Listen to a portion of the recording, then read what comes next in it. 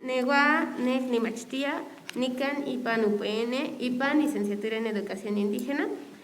Vamos a comenzar con este conversatorio sobre los campos de formación de la Licenciatura en Educación Indígena 2011. En primer lugar tenemos a la profesora Elba Gigante, quien es una pedagoga especializada en la atención de la diversidad sociocultural en procesos educativos y en la formación de profesionales para su campo. Es profesora investigadora en la Universidad Pedagógica Nacional de México y ha participado como asesora para el desarrollo de programas de formación de profesionales de la educación a nivel de grado y posgrado en varios países de América Latina. Es autora de varios artículos referidos a las concepciones, las políticas y las prácticas que se han generado a lo largo de la historia de la educación en México.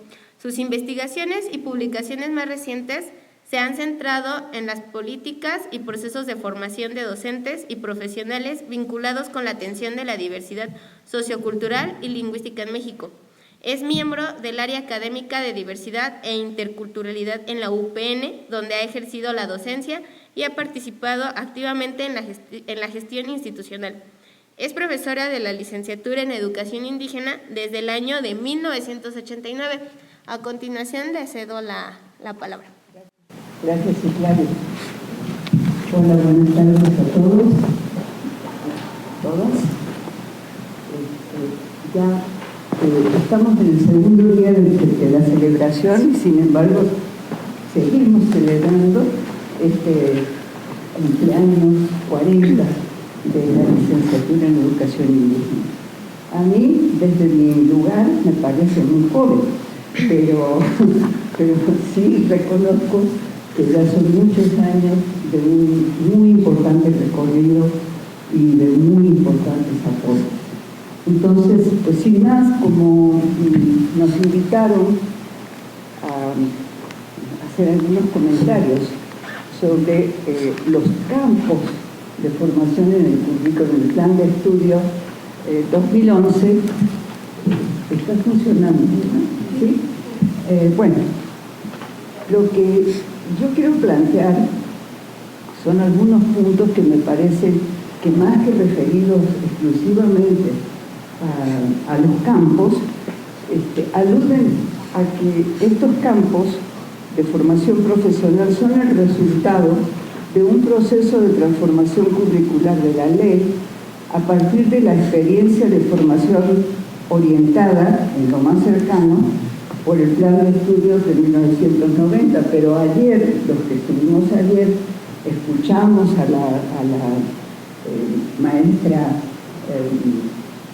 Magda, y ella corrigió algunas cosas, ¿verdad?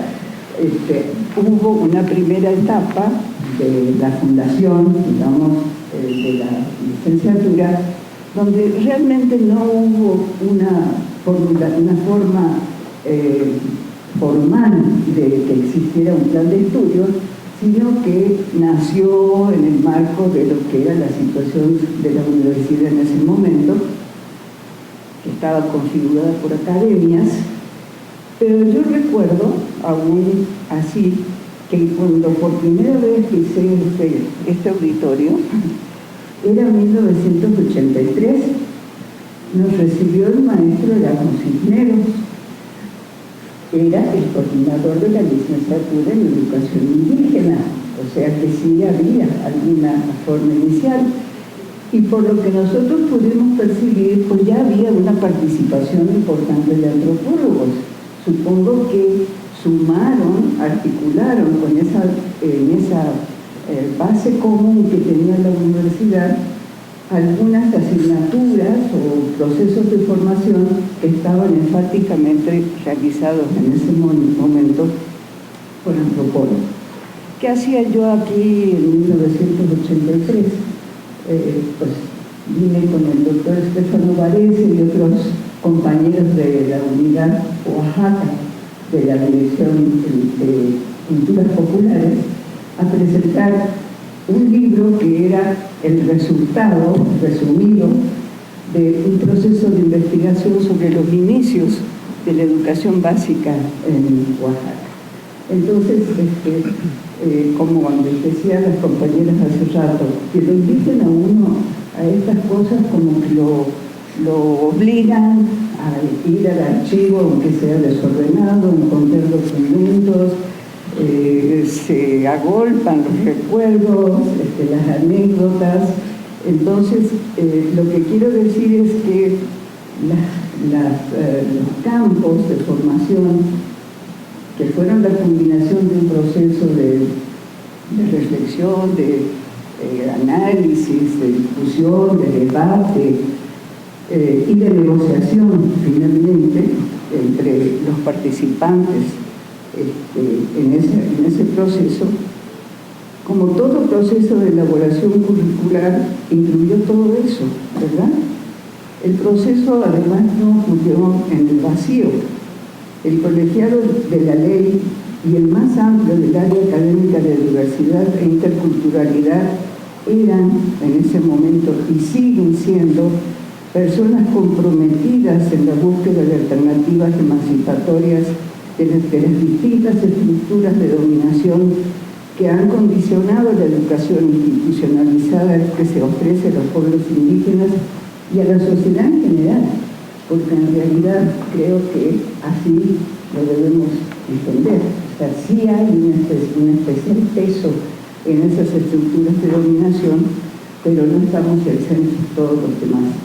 Por lo tanto, creo que en un proceso de reflexión compartida como esta, todos de alguna manera nos hemos emancipado en parte, porque las estructuras ahí están, ¿verdad? Tomé un par de notas sobre lo que yo siento que ocurrió en ese proceso. Ahora les voy a recordar algunas otras cosas, pero me parece que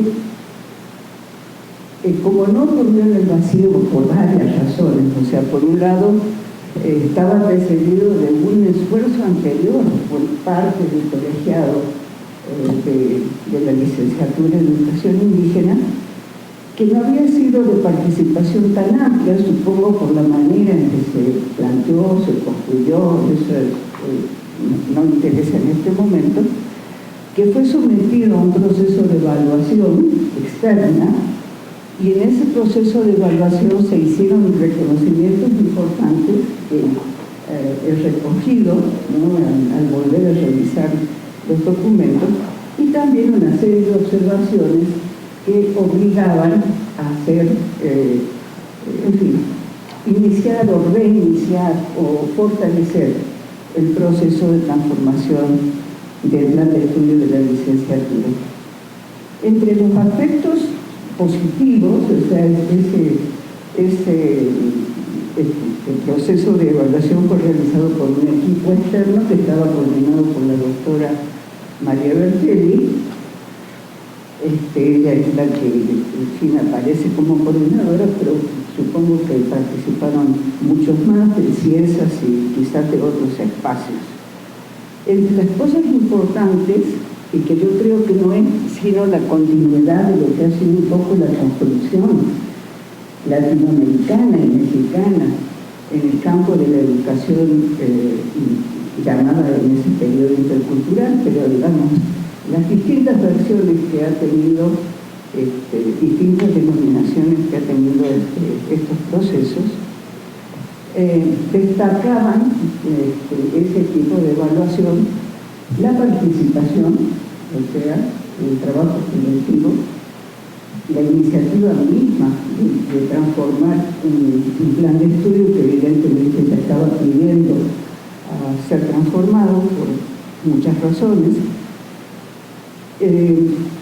la perspectiva de trabajar por núcleos problemáticos, que me parece que si escuchamos todo lo que ha seguido pasando en ese proceso y en los distintos avances que ha tenido hasta la situación actual de construcción curricular para la educación básica y para la formación de maestros en general, y también para el campo de la diversidad, por la perspectiva intercultural, vemos una continuidad, y eso ya ha estado planteado, y a mí me parece que es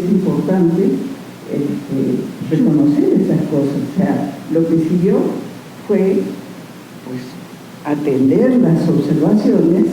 Las observaciones no eran nuevas, ¿verdad? Por la historia, por la manera en que se concibió, se construyó la licenciatura. Si tomamos en cuenta lo que Mando decía ayer, o sea, cuáles eran esas academias, la Academia de Literatura y Redacción, ¿sí? La Academia muy vinculada a las ciencias sociales, la Academia de Pensamiento, Historia del Pensamiento y Matemáticas, ¿verdad? Obviamente no podía ser sino la continuidad de esa experiencia, porque de ahí nació. Entonces, al escuchar a Marta, yo recordaba cómo era, cuando yo me acerqué a la licenciatura, la manera en que se trataba, por ejemplo, después cuando se incorporaban cada nueva generación, la visión seguía siendo en esos planos, es decir, los propios exámenes para la entrada a la licenciatura han conservado explorar en qué condiciones llegan los estudiantes respecto de la redacción, de la escritura, de la matemática,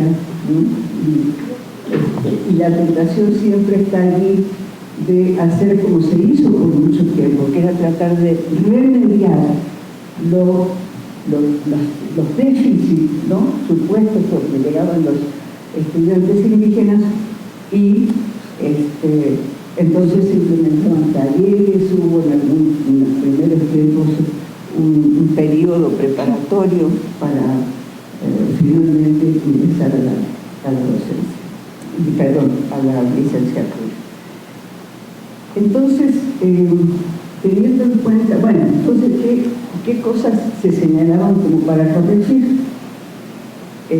La sobrepresencia, o sea, la presencia hegemónica de la antropología, después la lingüística, la ausencia de asignaturas y perspectivas formativas para formarlos como profesionales de la educación, en el sentido de poder abordar también con conocimientos y reflexiones desde el lado de la teoría educativa, de la psicología, de la sociología de la educación, de la antropología de la educación, porque si bien sí había una antropología muy presente, era una antropología más general, o sea, económica, política, social, ¿no? Y lejos, incluso cuando ya inició un movimiento de antropología educativa en México, los caminos que se siguieron fueron más bien por el lado histórico o el análisis de experiencias institucionales, pero poca vinculación con el tipo de antropología de otros contextos donde sí se analizaba, se indagaba y se sigue indagando, pues las prácticas dentro de las escuelas y la relación de las culturas, las lenguas, las identidades con esas prácticas. Ese es un punto que me parece importante tener en cuenta. Bueno, para no alargar, porque yo sé que el tiempo es cortito, lo que quiero comentar es que entre las posturas apareció, como siempre aparece cuando se discute este campo y más en un proceso de construir un currículum para la formación, la cuestión de la escuela. O sea, la escuela, es decir, la escuela como espacio de educación para las niñas, niños, adolescentes y jóvenes indígenas. Y entonces pareció, estoy dando saltos porque no puedo reconstruir una muy importante debate que se dio allí, apareció un poco lo que aparece siempre. Para resumirlo voy a leer como lo pensé. Digo, desde que se iniciaron los movimientos políticos en la década de los 70 en América Latina, han estado presentes las ambivalencias pedagógicas y los dilemas éticos acerca de la escolarización de las niñas y niños indígenas. Posturas de esta índole aparece incluso ayer, o sea, siempre uno dice, ay no, esto ya no ocurre, porque además si hemos estado en contacto con las comunidades, con padres de familia desde hace mucho tiempo y con maestros, no parece ese cuestionamiento desde ahí, pero aparece desde la visión externa, aparece desde en fin, posturas, procesos de investigación, teorías. Bueno, decía que ayer, porque hace unos días terminó un congreso importante de la red de formadores de América Latina, y vuelve a aparecer con bastante fuerza estos planteamientos reconstruidos, reelaborados, no son los mismos que ocurrían en aquellos tiempos, pero el tema está allí. Y obviamente apareció en este proceso de desarrollo curricular. Paradójicamente, esa postura se plantea al mismo tiempo de que se realizan importantes esfuerzos por construir alternativas desde organizaciones de diversos tipos. En México destaca el papel de los movimientos sindicales, ¿no? La corriente sindical del CENTE, en varios estados, fundamentalmente de manera con mucho peso, Oaxaca, Chiapas, Michoacán, Guerrero, y probablemente soy injusta y no recupero otras en lo sindical. De otro tipo de intervenciones hay muchísimas, ¿sí? Muchísimas que se han generado con distintos apoyos de la sociedad civil, organizaciones, redes, en fin. Otro asunto que también estuvo presente en el debate es la experiencia zapatista, ¿verdad? Que tuvo un peso fundamental para todo, para activar, para reactivar, para reformular pensamientos, posturas, y que nosotros, sobre todo en un campo en el que yo participé, lo consideramos como la única experiencia realmente alternativa, es decir, es la única experiencia donde hay una ruptura con el Estado a nivel de las cuestiones educativas. Sabemos que actualmente están presentes las dos formas en la región zapatista, pero bueno, lo que quiero destacar es que así entendemos lo alternativo. Y la miro porque acá la socia hicimos juntos algunas cosas, ¿no? Tienen razón en este cuestionamiento a la escuela. Mi duda todo el tiempo ha sido si es un cuestionamiento a toda la manera posible de escuela, o es el resultado de lo que ha sido una escuela centrada en una visión técnica de la educación que, asociada al conductismo y desde principios de mediados del siglo pasado, después de las guerras, como teoría de control social, no como teoría psicológica para orientar los aprendizajes, el conductismo está en la base de la construcción de esa perspectiva técnica. ¿Qué había antes? Bueno, había una educación primero muy tradicional, muy limitada en los inicios de los sistemas educativos, y en el medio, pues también movimientos interesantes de resistencia, algunos desde especialistas y líderes en el mundo, como todo el movimiento de la Escuela Nueva, y el conflicto, la tensión con las innovaciones y lo que se podía hacer dentro de la educación pública, porque siempre está presente esta tensión entre si esto activo, en fin, crítico, etcétera, puede o no puede articularse en el sistema educativo. En este momento estamos viviendo una situación clave para ese punto. Yo creo que más que contar lo que ya pasó, es muy importante que veamos lo que está pasando, porque lo que está pasando vuelve a plantear exactamente lo mismo. y los que pertenecemos al campo de la educación indígena o estamos en este terreno de atención a la diversidad, nos podemos ilusionar muchísimo porque vemos reflejado, y esto pasa, ¿no? Incluso, bueno, con algunas estudiantes que en este momento están trabajando en las materias, en las asignaturas, y dicen, pero ¿cómo? Ahora resulta que el Estado habla como nosotros, le pone carácter de comunitario a toda la educación, para todo el sistema educativo, ¿no? Y es además crítica, además intercultural, y no solo intercultural, sino intercultural crítica y decolonial. Y bueno, ustedes ya sabrán, porque están informados, ¿verdad? Porque están trabajando o están como estudiantes, todo lo que está implicando este proceso. Lo que yo digo es que tienen razón de criticar la escuela.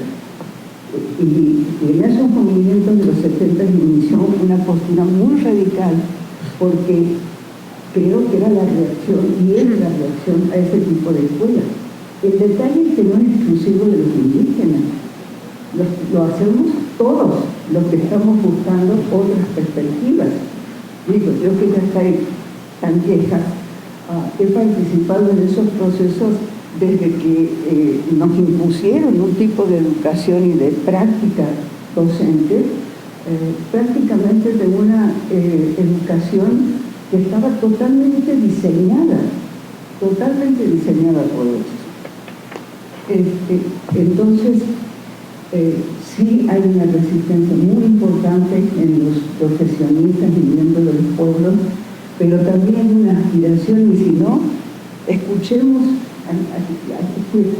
a los estudiantes, a los egresados que pasaron por esta misma mesa hace un ratito, a los que están actualmente, y yo nunca, les digo con toda sinceridad, he escuchado ni de padres de familia, ni de estudiantes, el rechazo a todo lo que sea la escuela. Si lo he escuchado, es de fuera. Entonces, este debate estuvo presente. Y al estar presente,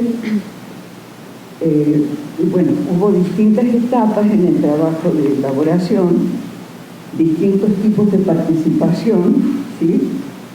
Aquí los que redactaron el documento dicen que algunos estuvimos en todo, que otros estuvieron presentes siempre, unos 20 estuvieron siempre presentes en un seminario, en un proceso de discusión y revisión de teorías, de ideas, que fue coordinado por Gunter Díaz como consultor externo. O sea, después de aquella evaluación, después de aquellas críticas, desde algún lugar de la universidad se volvió a nombrar, a buscar a un antropólogo, porque si es educación indígena, ¿por quién lo va a resolver, verdad? ¿Quién nos va a decir cómo tiene que ser? Un antropólogo. Brillante, por supuesto, respetable, ¿no? Respetado por todos nosotros, amigos. Y allí estuvo Gonch. Y un montón de gente. Si alcanzan a ver, todo esto son participantes en los distintos. Ya se amplió muchísimo la participación. Y se destaca también en el documento la participación de los estudiantes. Los estudiantes nos percibieron, abrimos todos los espacios posibles de discusión, opinaron, movieron cosas, cambiaron cosas de lugar, hicieron de todo. Aquí, por una cuestión que se acaba de plantear en la mesa anterior, me hizo reflexionar sobre la tradición organizativa de los estudiantes, cómo su tradición comunitaria de participación, de asamblea, en fin, distintas formas de participación y tomas de decisiones están presentes, o por lo menos hasta que yo recuerdo estar más vinculada con ellos, en nuestros estudiantes de la licenciatura. Pero en varias ocasiones, por ese motivo, han sido estudiantes indígenas los representantes estudiantes en el consejo académico de la universidad, o sea, en el más alto nivel. de decisión de la universidad. Hasta donde yo recuerdo, todos han sido hombres. No sé si, a pesar de la presencia mayoritaria que han ido ganando las mujeres en la licenciatura, hasta donde yo recuerdo, son hombres. Me dices el tiempo, ¿sabes? Bueno, ¿qué hicimos? Pues todo lo que se hace en un diseño curricular, sobre todo para que nos aprobaran, ¿verdad? Porque creo que lo que pasó en la primera versión es que no lo organizaron de esa manera, ¿verdad? Entonces parecía que no estaba cumpliendo la norma. Bueno, primero se hizo un diagnóstico. En el diagnóstico se recogió cuál era en ese momento el panorama de la situación educativa de los pueblos indígenas en México, el campo profesional, cómo estaba la cuestión de la profesión en el campo educativo.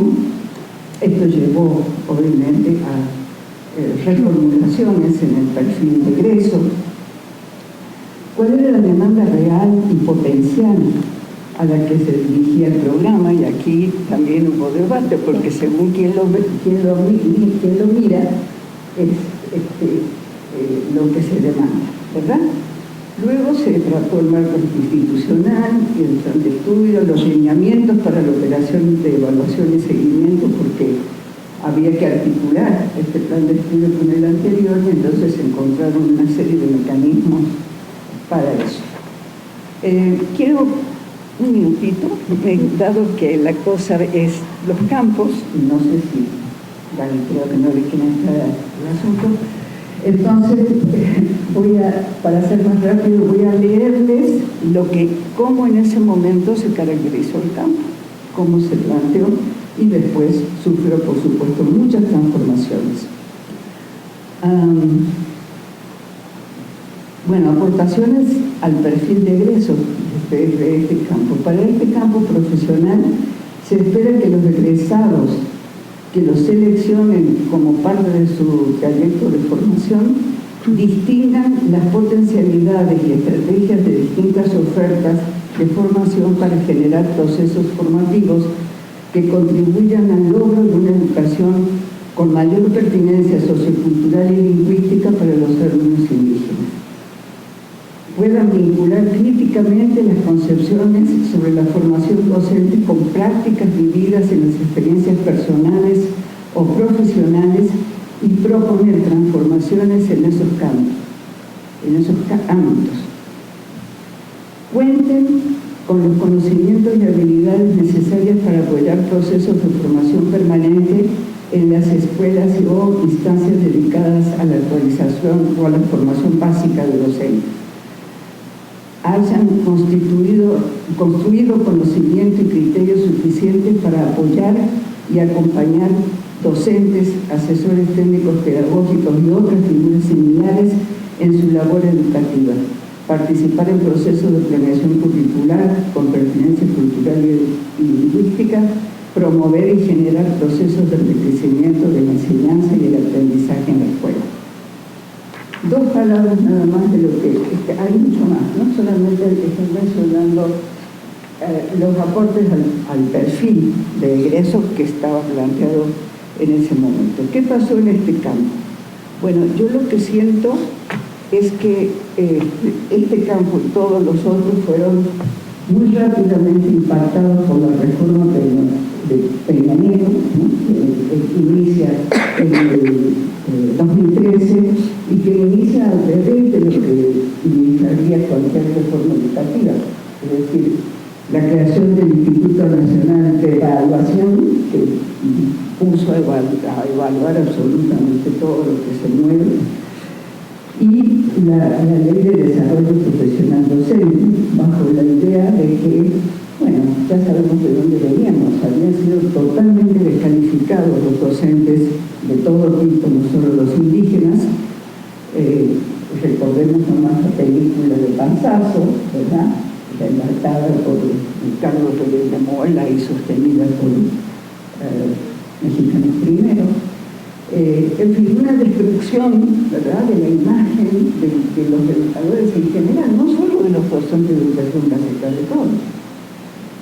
Y entonces nos entramos en una etapa de competencia, bueno, de competencia como concepto también para los aprendizajes, pero de competencia en el sentido que progresivamente se fue desdibujando el trabajo colectivo, por lo menos en nuestro campo, después de un inicio muy provisorio, con mucha discusión interna, con mucha participación, donde todos los acordábamos, incluso se modificaban cosas de contenidos, de perspectivas, etc. Y paulatinamente el asunto se fue diluyendo, no porque sea un problema de mala gente, porque alguien lo quiso diluir, es que todo el mundo estaba ocupado llenando formatos, consiguiendo constancias, haciendo cosas que sí den puntos, en fin. Eso es la perspectiva neoliberal de la educación que todavía traemos puesta y que es, como se acaba mi tiempo, me parece que el propósito central para continuar el proceso es ver cómo nos distanciamos de esa perspectiva técnica y más allá de las políticas actuales que plantean otra cosa, ¿no?, de tipo humanista, sociohistórico, sociocultural, sociocrítico, que coincide. No es que ahora apareció, nosotros venimos sosteniendo esto desde hace mucho tiempo. Creo que sigue siendo la tarea y hay que estar alertas a todo lo que está permeando nuestras prácticas y nuestras concepciones todavía de ese periodo. Aquí lo dejo y ya después seguiré el diálogo. Bueno, continuamos con la participación de la doctora Gabriela Sarni. Por favor. Muchas gracias. Y claro, sí. Pues gracias a todos los que están aquí en esta jornada y también muy contenta de estar en esta actividad de celebración de 40 años de un programa que se dice fácil, ¿verdad? Pero sostener un programa con una gran cantidad de generaciones, quizás más de 37 generaciones de egresados, con impactos diversos en todo el país. En estos 2 días hemos visto pues la mesa de los primeros que han egresado, la participación de maestros, la mesa anterior perteneciente a estudiantes del plan 2011, y la verdad que creo que esto es lo más rico de poder estar celebrando estos días y aprendiendo, porque un poco la idea de lo que yo quisiera compartirles en breve tiempo no es tanto la experiencia del campo o en el que trabajo, que es en la escuela de formación docente, en la escuela de universidad, porque para eso tendríamos que hacer una reunión con todos los profesores que trabajamos en este campo, pero sí algunas reflexiones que tienen que ver con el origen de este plan 2011 y también pensando a futuro, ¿no? Cómo podemos aprender de muchas cosas que ya ocurren en las aulas de la licenciatura y que tienen que ver quizás con cierta especificidad de este programa. Yo ingresé a la Universidad Pedagógica en el año 2007, en ese momento estaba el plan 90, y que tenía otra configuración distinta al plan 2011, del cual Elba ya nos habló de una caracterización de cómo se construyó y de elementos muy importantes, que tenían que ver con la realidad de los debates que están permanentemente en el campo educativo. ¿Sí? O sea, este programa no camina separado de las demandas de organizaciones sociales, no camina separado de las dificultades presentes en el sistema educativo, y también cómo las mismas organizaciones de maestros van perfilando proyectos diferentes, ¿no?, en los estados, con experiencias propias. Y creo que este programa está siempre en diálogo con estas experiencias. Para mí hay un punto que es como muy propio de este programa, quizás de otros, que tienen que ver con formación de profesionales indígenas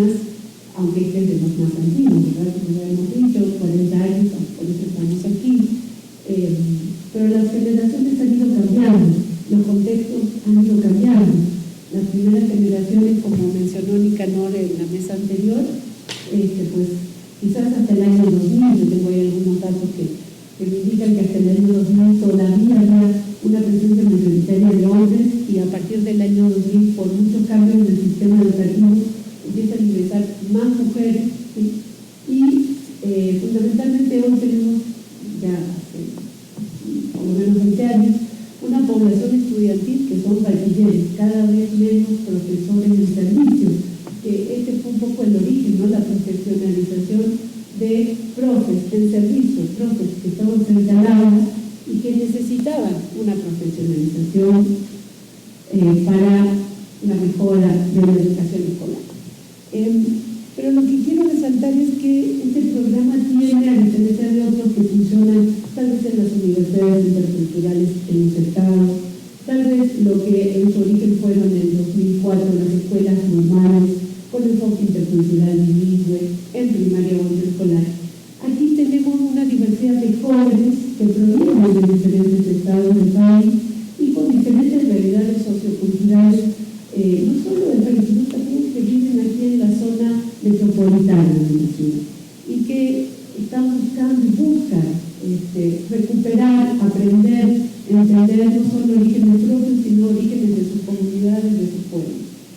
Esta realidad de tener en las aulas estudiantes, y es lo que hemos escuchado de los compañeros estudiantes que participaron en las mesas anteriores, hablantes y no hablantes de las lenguas originales, estudiantes que vienen de comunidades con fuertes procesos territoriales de reivindicación y luchas territoriales, y otros que vienen de comunidades donde el tejido comunitario y territorial se ha ido desvaneciendo, estudiantes que vienen de participación activa en organizaciones con la lucha de los derechos, y otros que no vienen de esas experiencias. Sin embargo, aquí se juntan todas estas diversidades, y esto hace, yo percibo, yo aprendo de esto, yo veo en esto una gran riqueza en este programa, porque aquí aprendemos de muchas cosas que muchos de nuestros egresados escriben en sus tesis, en sus ponencias, en sus experiencias cuando participan en diversas actividades, cosas como yo descubrí que en este país había muchas más lenguas que las que yo hablo, ¿sí? Estos son testimonios permanentes de los estudiantes, y en el aula es una reflexión permanente. Este es un punto para mí central de reconocer que le da como una característica propia y hace que la vinculación comunitaria, la vinculación con la escuela también sea diferente. No hay una sola forma de ser estudiante de esta licenciatura, no hay una sola forma de ser maestro de educación o maestra de educación bilingüe. Hay múltiples formas, sin embargo, hay una experiencia común que tiene que ver con la discriminación, que tiene que ver con la marginación, que tiene que ver con el racismo, y eso en muchos casos genera una reflexión y un trabajo propio sobre las propias identidades de los jóvenes y de los maestros, ¿verdad? Porque este es un segundo punto que quiero comentar, son 4.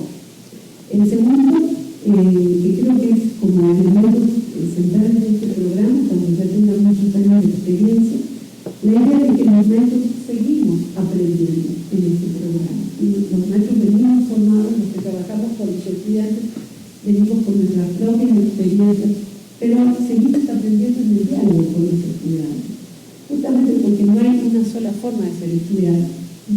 Hay diversas problemáticas que atraviesan a los estudiantes en sus comunidades, en sus historias familiares, en sus constituciones respectivas, y esto hace que los maestros tengamos, en el mejor de los casos, y deseando que así sea, reflexionemos permanentemente sobre cómo trabajar, cómo construir conocimiento, cómo recuperar los saberes que traen las juventudes a esta institución y a este programa. Entonces, yo creo que ahí hay mucho de los desafíos y que no está cerrado, no está acabado, y mucho de lo que los maestros vamos planteando y replanteando tiene que ver con esta retroalimentación del diálogo con las y los estudiantes. Un tercer punto que me gustaría destacar, que no es específico del campo de escuela de formación, sino que tiene que ver con este programa, así como la diversidad de juventudes que asiste, tiene que ver con la estrategia de circulación del Plan 2011. De eso quizás no hemos hablado mucho y hemos reconocido en las reuniones del Colegio de Profesores, también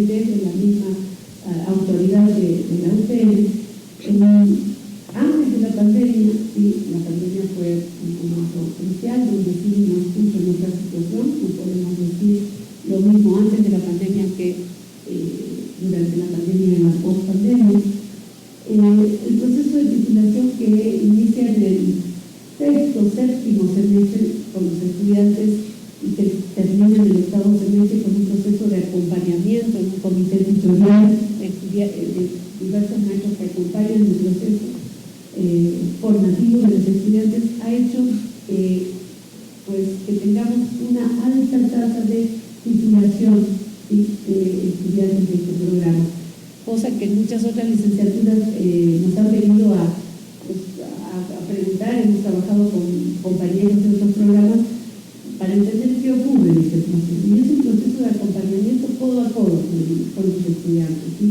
No es el estudiante que hace solo su tesis o su trabajo recepcional, llámese como se llame, sino que hay un grupo de maestros que acompañamos este proceso. Otro elemento que me parece importante resaltar, a diferencia de otros programas, es que las estrategias de investigación que se vienen planteando desde el 2011 tienen que ver justamente con empezar a mirar qué quiere decir investigar lo propio, qué quiere decir investigar la propia comunidad, qué quiere decir investigar los propios procesos sociolingüísticos, ¿sí? Y estos elementos son muy relevantes por el debate que hay de esto, que no nos vengan a investigar desde afuera, ¿no? Como comentaban las compañeras en la mesa anterior. ¿Qué papel vamos a jugar los estudiantes en los procesos de investigación, en la comunidad, en el aula, en las escuelas, en los procesos sociolingüísticos, siendo nosotros los estudiantes quienes nos posicionemos en estos procesos con una relectura de lo que ha pasado en el campo de la investigación desde fuera o desde dentro? Y me parece que hay un desafío muy grande en este programa y sobre eso también estamos caminando. Bueno, para no hacer más larga la cuestión, me gustaría también resaltar que la forma en como seguimos mirando la escuela, que tiene que ver con algo de lo que lo planteó, pues es un tema central en este programa, y no solo la escuela encerrada en sus muros, sino la escuela más allá de la escuela. La escuela y el sentido de para qué la escuela, el sentido de para qué profesionalizarse, para qué venir a la universidad. Y esto ha sido, creo, muy rico para muchos de los que estamos aquí, escuchar a las primeras generaciones y a las más recientes generaciones hablando de el valor que tiene este proceso formativo aquí. Y este proceso formativo no es de una sola cara, es de múltiples caras. Y es de múltiples perspectivas para entender lo comunitario, la educación llamada intercultural, y que también es ya casi como una etiqueta que hay detrás del intercultural, pues que lo hacemos con los estudiantes permanentemente. ¿Qué sentido tiene seguir formándonos en instituciones que están afuera de nuestras comunidades? ¿Y para qué queremos venir a esta institución a formarnos? Es muy interesante ver cómo en los procesos que cada estudiante genera saliendo de aquí hay una diversidad de trayectorias, no hay únicas trayectorias. Ustedes lo están viendo, lo compartimos en las aulas. Hay estudiantes que vuelven a trabajar en las comunidades con toda la atención de lo que eso implica. Un estudiante anterior decía, en la comunidad nos sirven muchas cosas que aprendemos aquí. Sin embargo, en otros ámbitos, muchas cosas que aprendemos aquí son grandes herramientas para la defensa, para la lucha, para desarrollar proyectos con otras líneas, ¿no? Entonces, pues, yo para cerrar, la verdad, estoy muy contenta de que podamos seguir pensando en cómo va a continuar esta historia de la educación para la universidad, la educación de los pueblos, en la que podemos acompañar algunos procesos, otros procesos tendrán que ser exactamente y solo acompañados desde los pueblos, ¿sí? Cada vez más tenemos profesionistas de diferentes pueblos y comunidades, y eso es muy alentador, porque están agarrando las riendas del propio camino, ¿sí? Así que pues nada más quería compartir estas ideas y pues seguiremos en el diálogo del debate. Muchas gracias.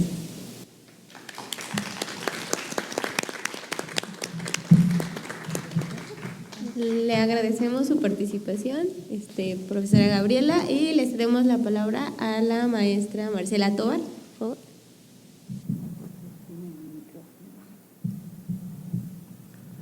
Buenas tardes a todos y todas.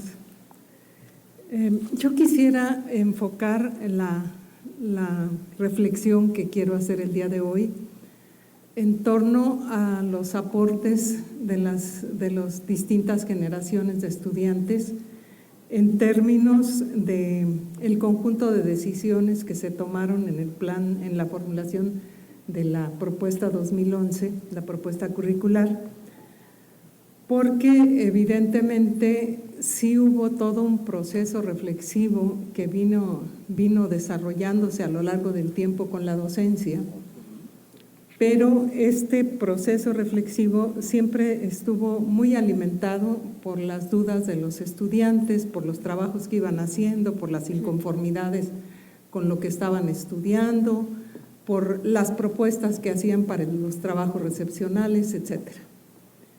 Y quiero comentar que si bien es cierto que a partir del momento en que yo me incorporo, que fue el año 2001, estuve intentando como comprender la lógica del programa al que me estaba incorporando y descubría una enorme presencia de literatura que de pronto pues parecía no tener mucho sentido para los estudiantes porque eran miradas de fuera y entonces les costaba mucho trabajo pensarse como los estaban pensando los autores que leían. Esto les costaba mucho y entonces ahí empezaba el debate en términos de decir, bueno, pues ellos dicen de nosotros, pero nosotros no nos vemos así, ¿verdad? Esto era sistemático en la mayoría de los cursos que tenían que ver con enfoques antropológicos y aún enfoques pedagógicos. Ahora bien, esta reflexión fue tomando forma a raíz de afortunadas constelaciones de estudiantes que quedaron en un solo grupo y que tuvieron también que ver un poco con el cambio de perfil, porque hubo un momento, sobre todo a partir de la generación que egresó en 2008, en el que ya todos eran indígenas, pero habían bastantes de ellos que no eran maestros en servicio. Es decir, que no estaban tan presionados por el proceso de formación que estaban recibiendo para incorporarse a una tarea, sino que estaban más de cara a la necesidad de construirse una mirada profesional para poder pensar en qué campo se iban a insertar. Eso fue un cambio importante. Yo recuerdo que en ese momento teníamos mitad y mitad más o menos, y en la generación 2008 empezaron una serie de debates alrededor de los enfoques, sobre todo en relación a la presencia de una forma propia de pensar que de alguna manera ellos no sentían reflejados ni en los textos, ni en las clases, ni en los procesos de trabajo que nosotros estábamos impulsando. Empezamos allí una búsqueda en la cual participaron muy activamente esta generación y que fue consolidándose en torno a un proceso, en torno a lo que podemos llamar la perspectiva epistémica de los pueblos indígenas. Yo recuerdo que por ese tiempo yo sentí la necesidad inclusive de tomar un curso de epistemología porque de pronto, y me resultaba tan nuevo lo que escuchaba, tan distinto en términos de inquietudes, que me parecía que se necesitaba estudiar sobre eso. La generación que egresó en el 2009, por distintos factores, concentró su mirada fundamentalmente en la enseñanza de los idiomas. Fue una generación que de una u otra manera estuvo trabajando en torno a la construcción de estrategias didácticas para la enseñanza de los idiomas. Y la generación del 2010 y 2011 pusieron su mirada centralmente en la transformación del CEAL. que en aquel entonces era Centro de Lenguas Extranjeras.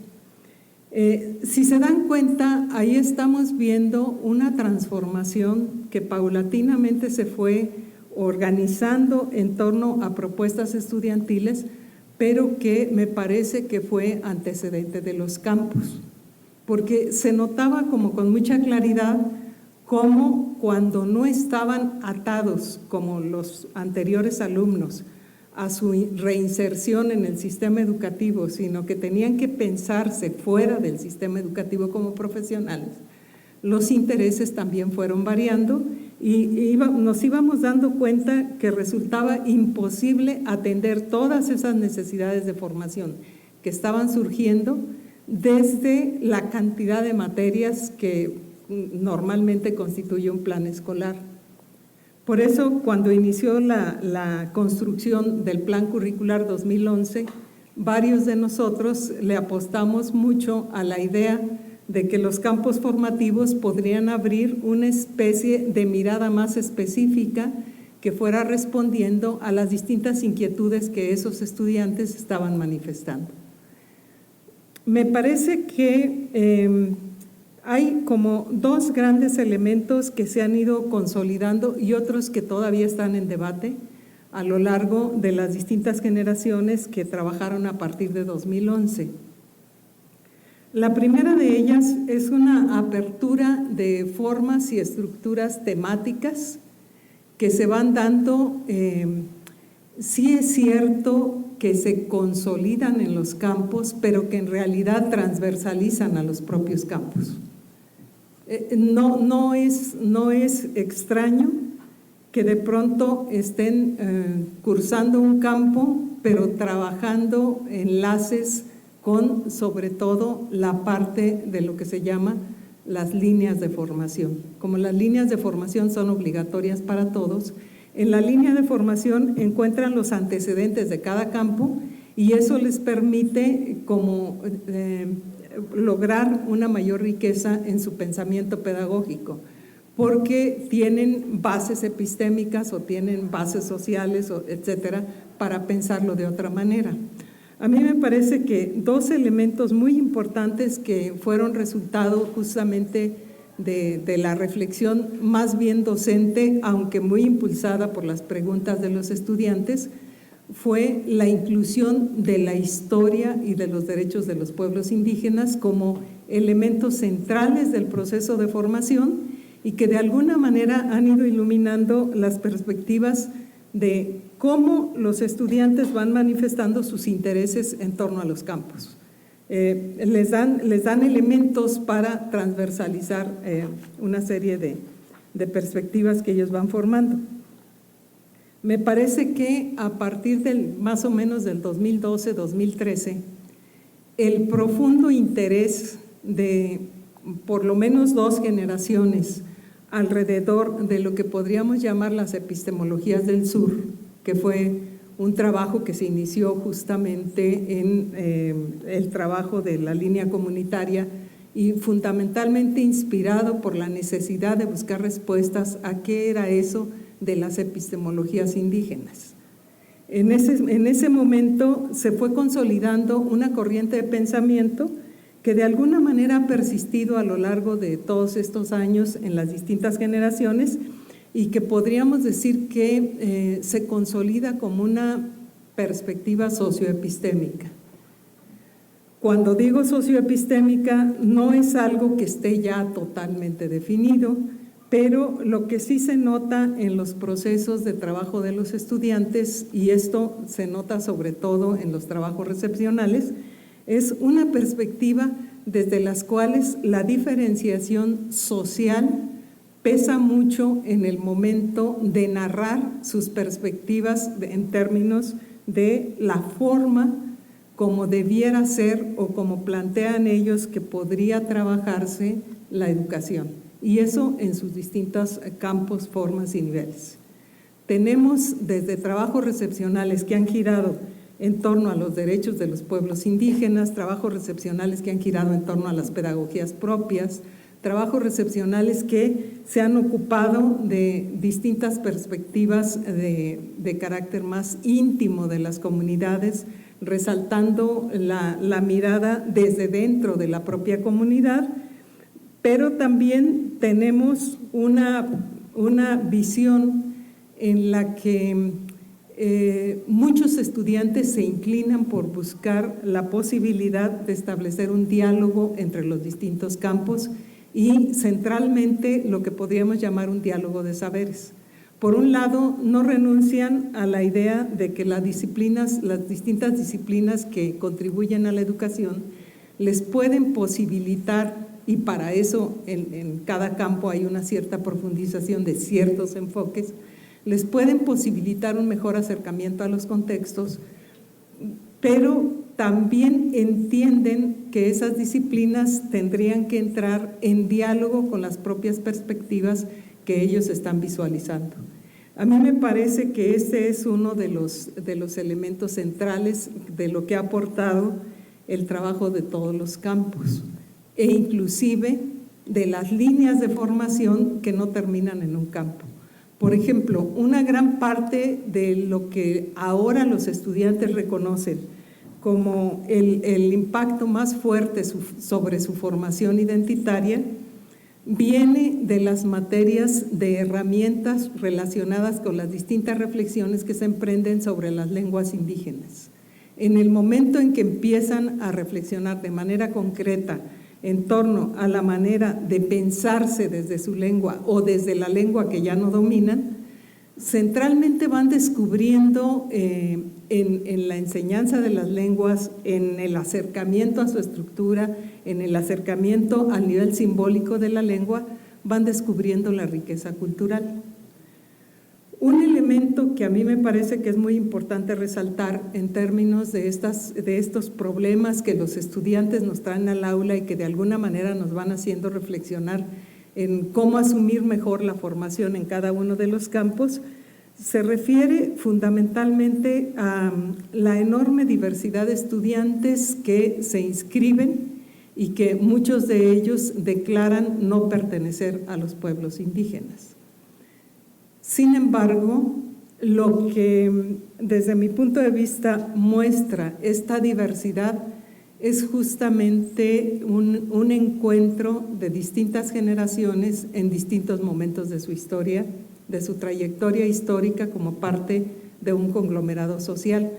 Porque estudiantes que viven, por ejemplo, en Xochimilco y que dicen no compartir la identidad indígena, pues de pronto son miembros de una cofradía y están inscritos en organizaciones de trabajo comunitario que son absolutamente similares a las que existen en otros lugares, solo que no están reconocidas como tradiciones indígenas, sino como tradiciones de los pueblos.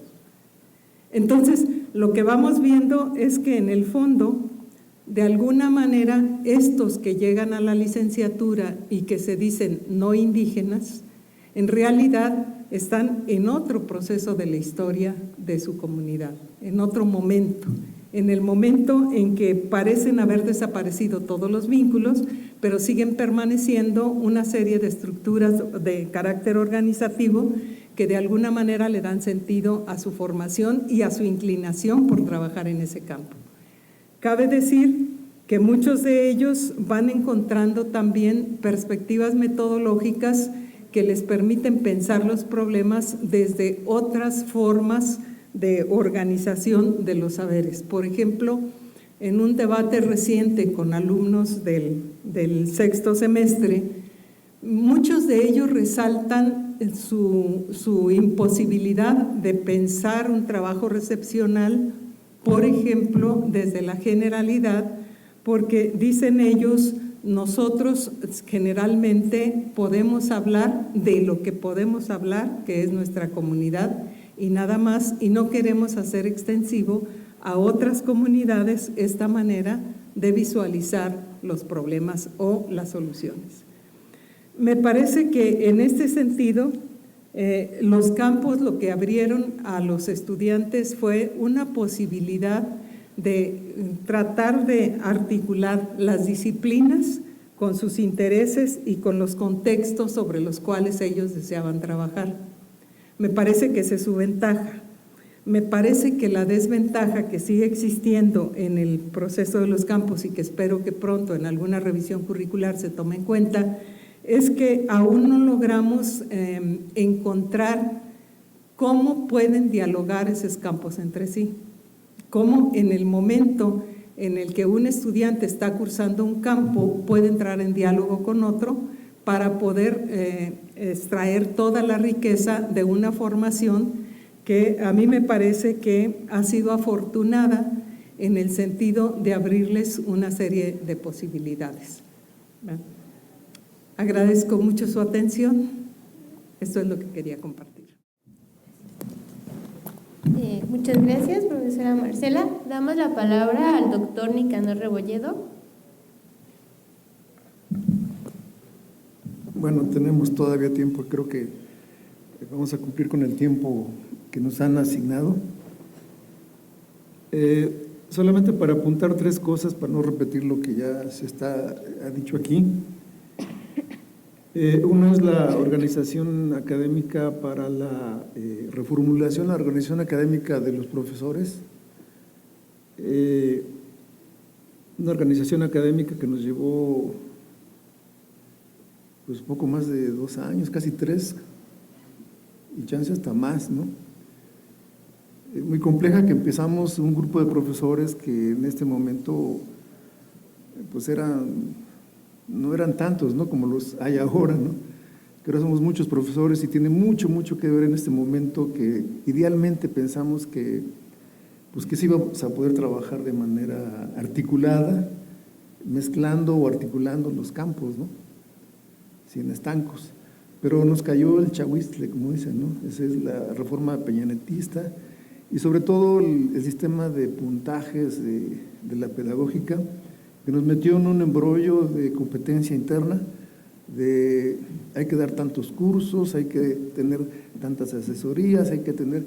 Eso nos metió en un embrollo, creo que eso no lo pensamos muy bien, y creo que eso también afectó, nos condicionó, ¿no? Eso hay que decirlo.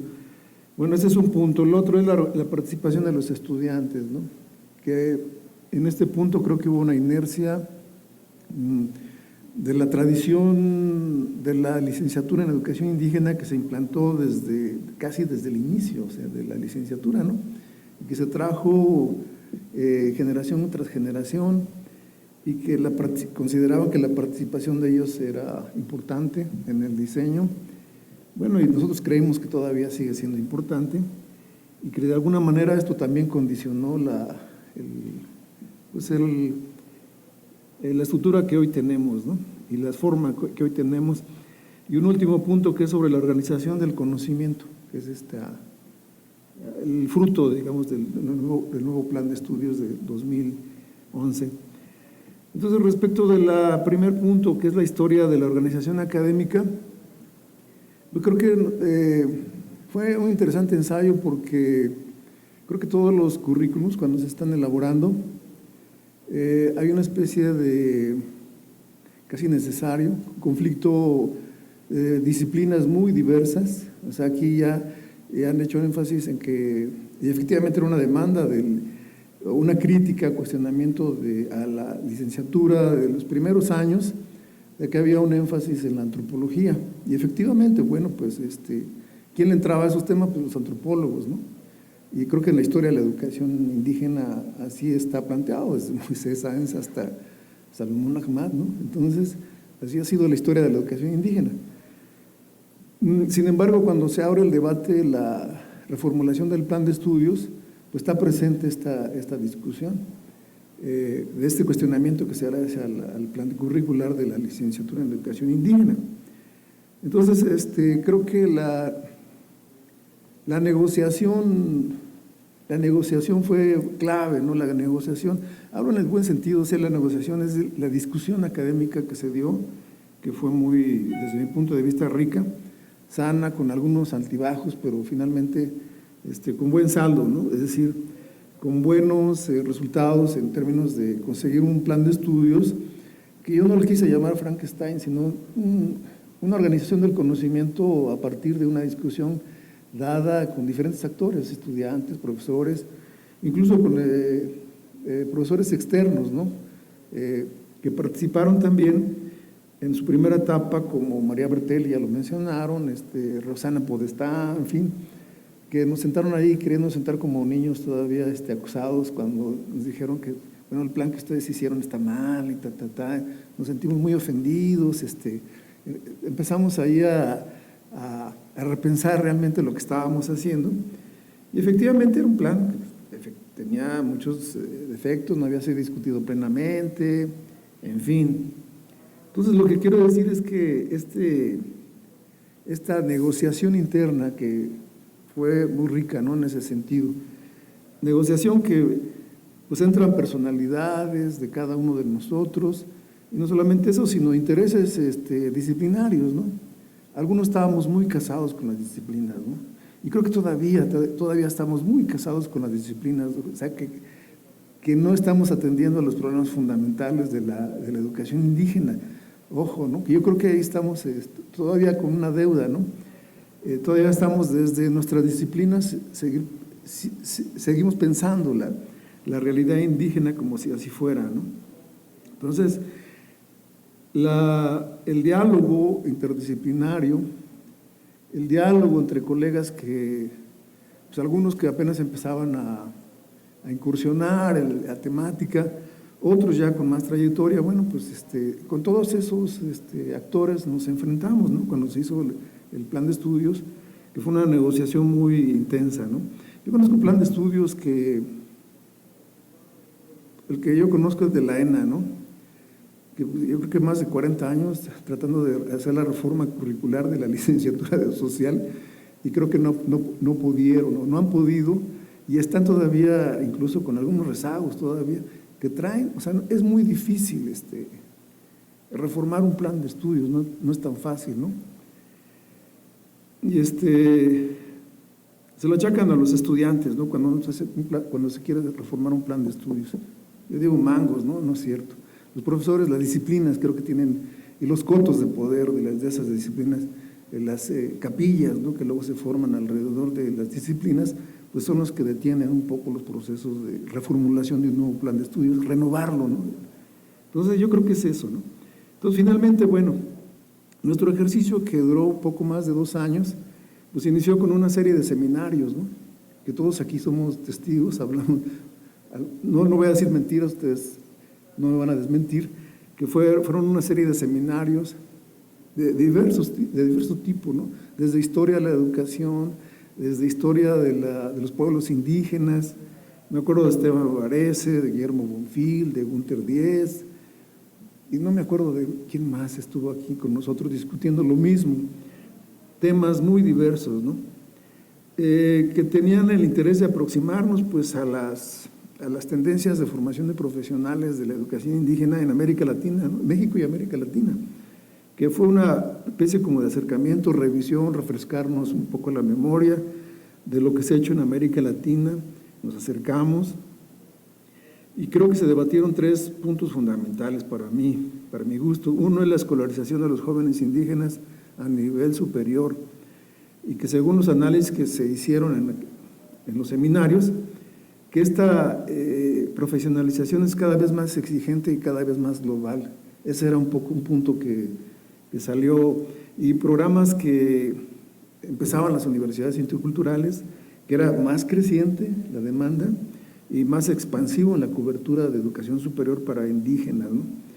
Y cada vez más complejo en la formación universitaria, porque aquí es en donde, pues bueno, no quiero decir se acusa, sino se instiga que las universidades pues andan en la férula, ¿no? O sea, viven en su vitrina, están en su vitrina. O sea, poco ven para no decirlo de otra forma, elitistas, ¿no? Que no ven a la sociedad, no ven a las necesidades de los pueblos, ¿no? Eso se dijo en los seminarios, eso fue muy evidente. Luego otro punto que se discutió fue los fundamentos epistemológicos de la educación intercultural.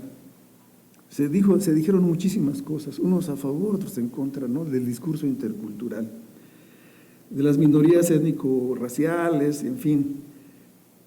Se habló de los derechos de la educación de las minorías y el análisis sobre la legitimidad de los conocimientos indígenas, ¿no? O sea, la validez. Estuvo Arturo Argueta aquí también con nosotros, ¿no? Sobre la validez de los conocimientos indígenas. Sé qué legitimidad tienen los conocimientos indígenas frente a los conocimientos que nosotros conocemos, que son legitimados por los currículos, por las comunidades científicas formadas en las universidades. No sé qué legitimidad tienen. Se discutió ese tema y creo que fue tomado en cuenta de alguna manera en este afán de construir un nuevo currículum, ¿no? La otra cuestión que se discutió también fue las condiciones crecientes del multilingüismo y el bilingüismo en el mundo y las características que va adquiriendo el bilingüismo en el continente indígena. Es un tema que se discutió mucho. Entonces, son temas que marcaron la necesidad de orientar las políticas lingüísticas del plan de estudios orientadas hacia la revitalización de las lenguas indígenas y la construcción de modelos emancipatorios de educación bilingüe. O sea, yo más o menos traté de hacer un resumen de lo que se discutió en aquellos tiempos, ¿no? Cuando teníamos los seminarios, y aquí creo que incluso esto fue parte del eje que de alguna manera quedó plasmado en un eje articulador que finalmente quedó ahí como adorno, que nunca pudimos darle concreción en la estructura del currículum, que son estos ejes transversales, ¿no? Nunca pudimos transversalizar nuestros contenidos en prácticas efectivas, ¿no? Y ya dije, ¿por qué? Bueno, una de ellas, según yo entiendo, fue esta departamentalización, ¿no?, de nuestros propios campos, pero sobre todo más esta tendencia ya muy presente de este síndrome peñanietista, que fue la competitividad implantada a partir de las becas asignadas a nosotros, ¿no?, como puntos que había que acumular, y bueno, eso dio al traste con el trabajo cooperativo y necesario para la articulación de estos, de los campos, ¿no?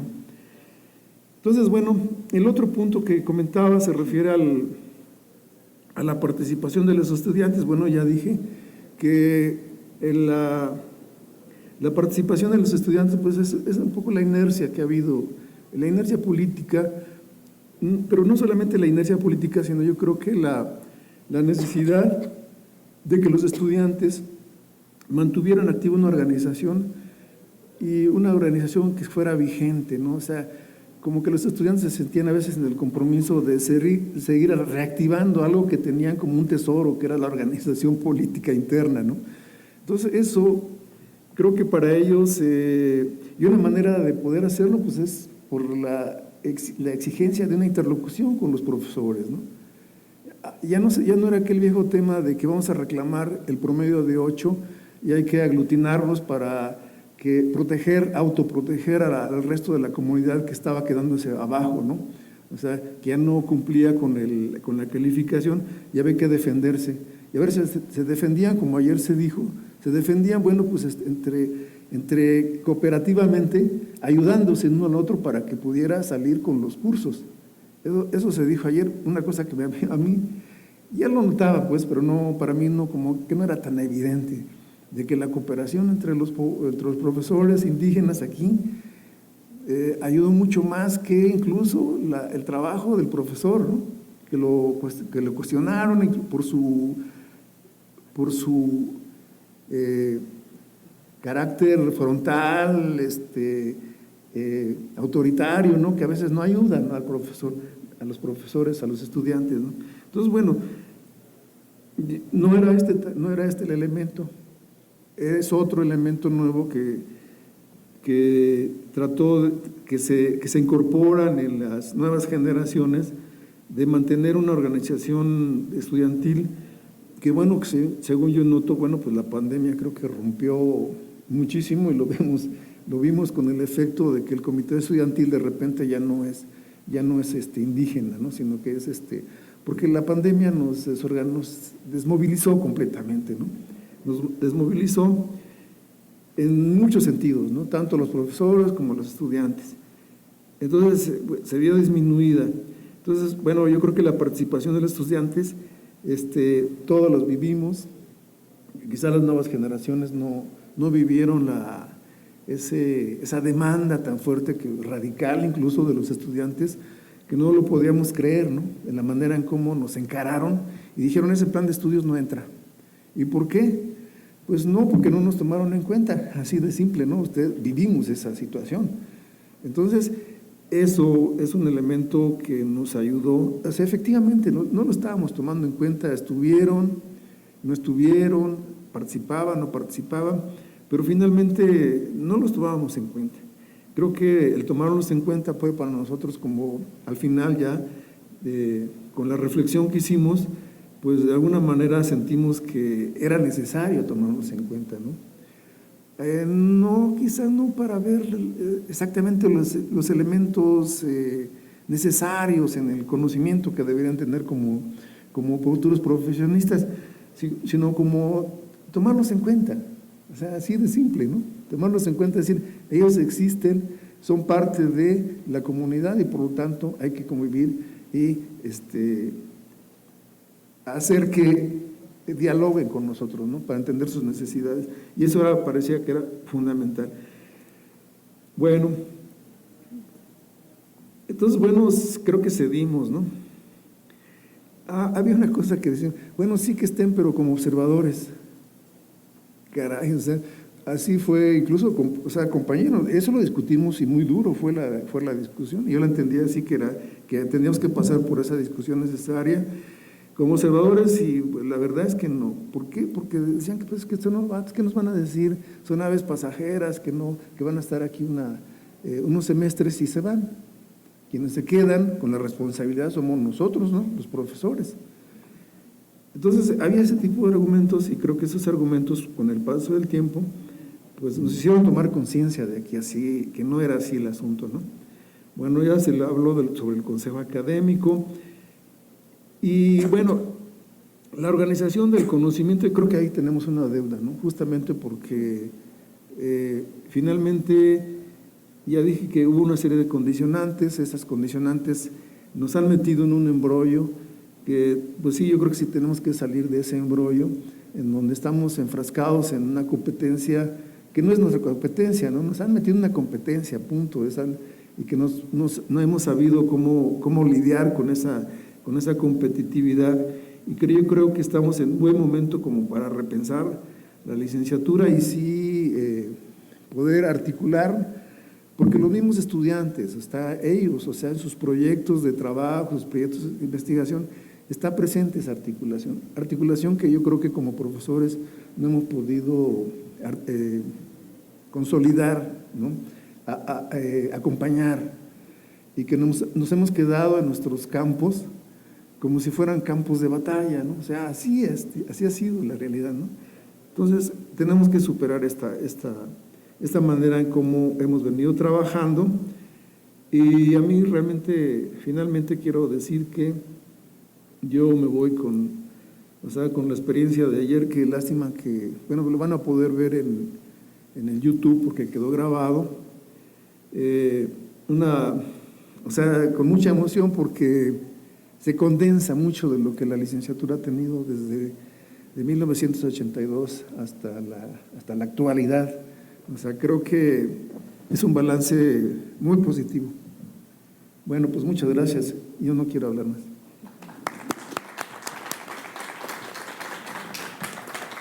Agradecemos la participación del doctor Nicanor.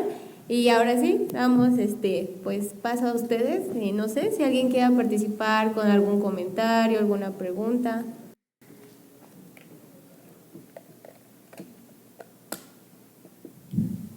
Bueno, creo que tocaron otros profesores temas muy, muy importantes, ¿no?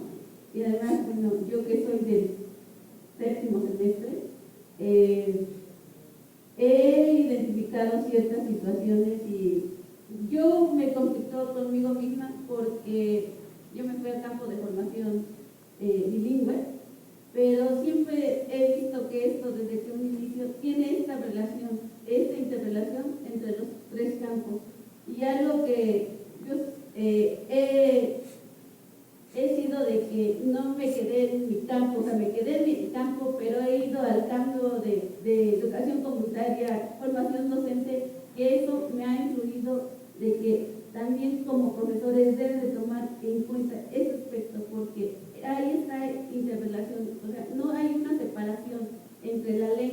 conocimientos, los saberes que traemos desde nuestras comunidades, yo creo que se debe de tomar en cuenta, y la formación de cómo fuimos educados a partir de ahí. Entonces, considero es importante como retomar ese punto.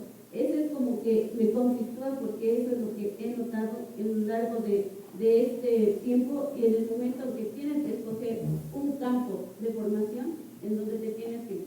Y pues yo soy hablante de la lengua náhuatl, y ahí está esa relación, ahí se enfoca el bilingüismo a través de la lengua.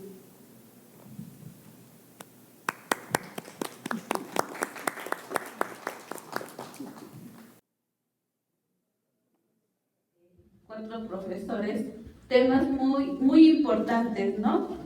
Y además, bueno, yo que soy del 7º semestre, he identificado ciertas situaciones y yo me conflictó conmigo misma, porque yo me fui al campo de formación bilingüe, pero siempre he visto que esto, desde que un inicio, tiene esta relación, esta interrelación entre los tres campos. Y algo que yo he sido de que no me quedé en mi campo, o sea, me quedé en mi campo, pero he ido al campo de educación comunitaria, formación docente, que eso me ha influido de que también como profesores deben de tomar en cuenta ese aspecto, porque ahí está interrelación, o sea, no hay una separación entre la lengua, los conocimientos, los saberes que traemos desde nuestras comunidades. Yo creo que se debe de tomar en cuenta, y la formación de cómo fuimos educados a partir de ahí. Entonces, considero es importante como retomar ese punto.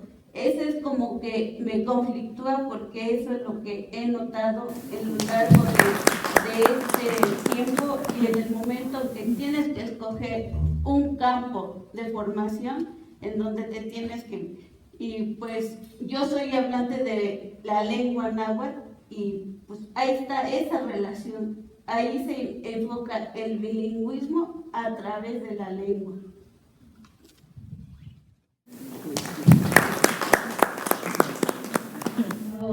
Esta dificultad, ¿no?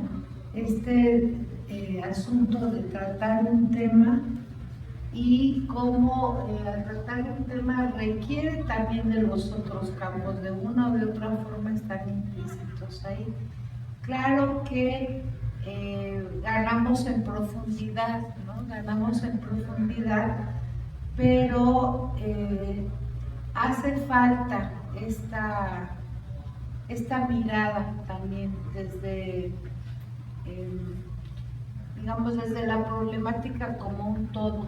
Bueno, yo solamente quiero señalar el punto de los trabajos recepcionales, que es ahí también vamos a encontrar esta dificultad, inclusive este asunto de que a veces es una tesis sobre un tema de un campo, pero lo asesora alguien que está en otro campo, algún docente de otro campo, y entonces viene algunas situaciones un poco complejas a la hora de cómo se está imaginando quien está en otro campo que se pueda abordar una determinada problemática, y cómo hay una serie de presupuestos en un campo del que parte el tema que son distintos, ¿no? Entonces ahí parece que esto de los campos no ha encontrado mínimamente vasos comunicantes fluidos, ¿no? Sino que permanecemos como de manera compactada. Y bueno, eso creo que también vale la pena, si no hay un cambio en el currículum pronto, que por lo menos se encuentren estos mecanismos de diálogo entre los campos. Gracias.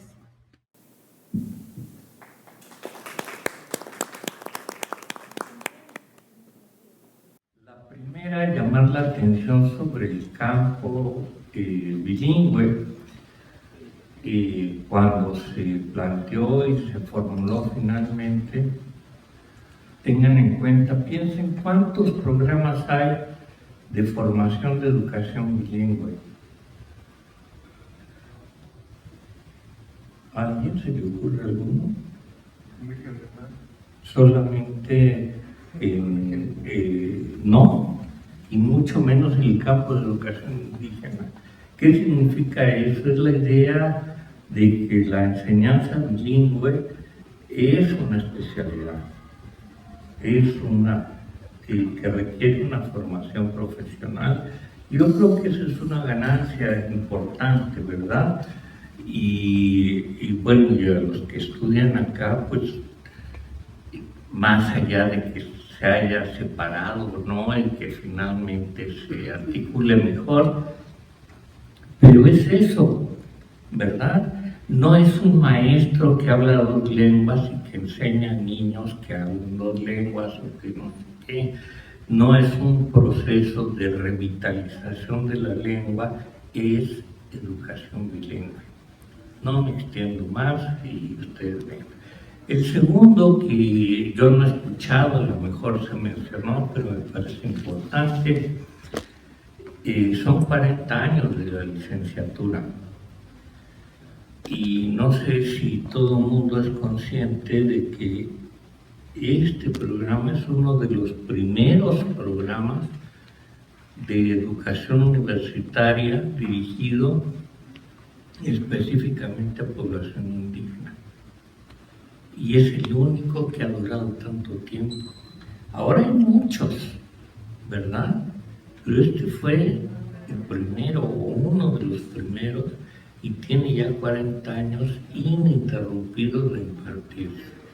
Ese también a mí me parece que es un hecho que hay que lograr, como haya sido, ¿verdad? Ayer Magda nos dijo cómo fue más o menos el asunto, pero fue uno de los primeros. Son 40 años y sigue funcionando y cada vez de manera más rica, más profunda. Entonces, pues, felices 40, ¿verdad?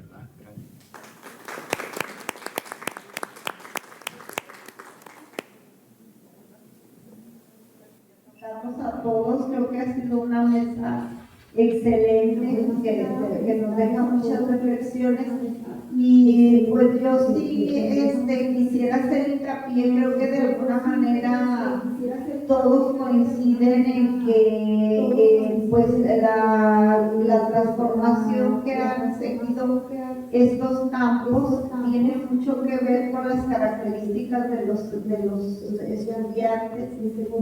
con sus intereses, con las necesidades de los contextos donde ellos se desarrollan, y creo que eso es lo más importante desde los enfoques que cada campo va distinguiéndose también, pero siempre esas características yo creo que es lo que nos hace que vayamos evolucionando de alguna manera, y pues sí vamos hacia allá cada vez más, hacia las interdisciplinas, más a las transversalidades, ¿verdad? Entre la manera como vamos trabajando con los estudiantes a través de estos campos. Y pues muchas felicidades a todos.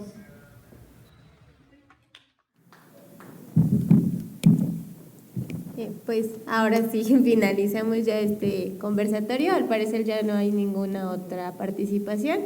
Les agradecemos a los docentes que están aquí sentados. Fue muy grato. Educar para transformar.